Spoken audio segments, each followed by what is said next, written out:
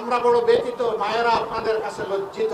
একটি দল এবং তাদের লেলিয়ে দেওয়া কিছু কাণ্ডজ্ঞানহীন মানুষ আজকে বাংলাদেশের বিভিন্ন জায়গায় মা বোনদের, নারীদের গায়ে হাত দিচ্ছে।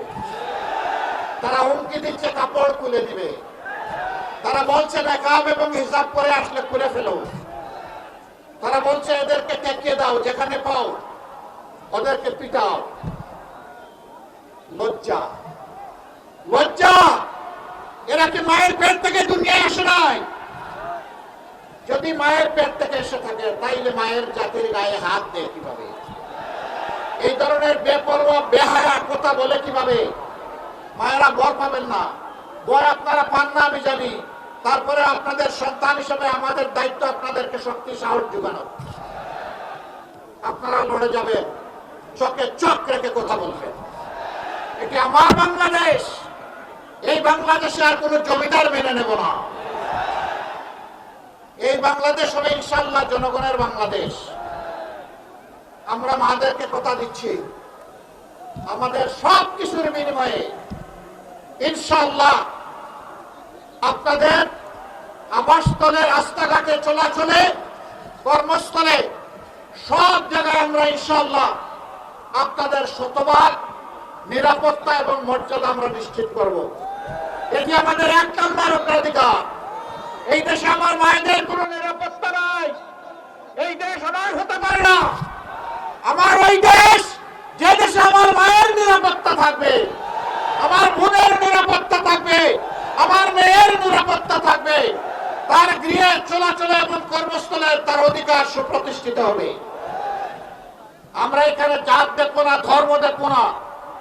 বাংলাদেশের আসমানের নিচে, জমিনের উপরে যারা এই নারী জাতির গর্বিত সদস্য, সেটা না মেলে বলেছিল বুকের ভিতরে তুমুল ঝড়, বুক পেতেছি গুলি কর।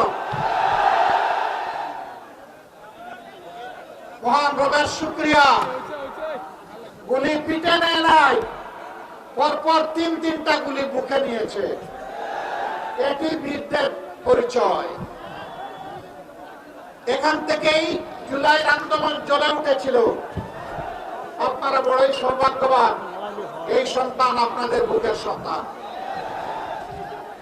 আমরা আপনাদেরকে কথা দিচ্ছি, আধিপত্যবাদের বিরুদ্ধে আপসহীন যোদ্ধা হিসেবে আবরার ফায়েদ প্রথমে শাহাদত বরণ করেছিল। তার রাস্তা ধরে আবু সাইদ মুগ্ধ, তাদের রাস্তা ধরে শেষ পর্যন্ত তাদের সহযোদ্ধা শরীফ উসমান হাদি, একে একে তারা 1400 জন শহীদ হয়ে গিয়েছে। এই 1400 বীরের লাশ এখন এই জাতির ঘাড়ে।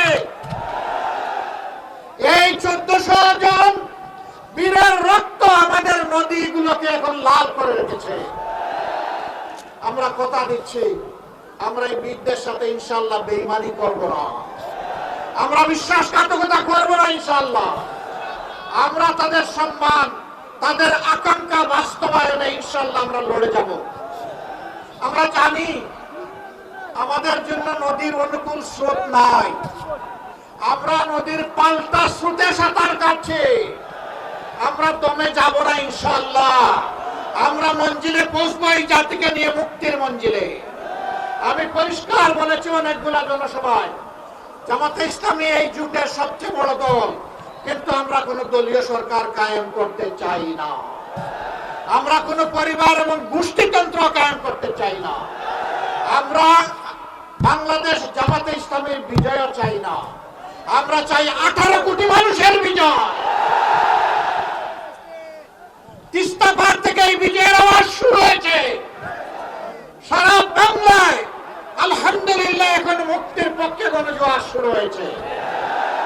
এবারকার এই গণজোয়ার মানে 24-এর সেই আন্দোলনের তেজ।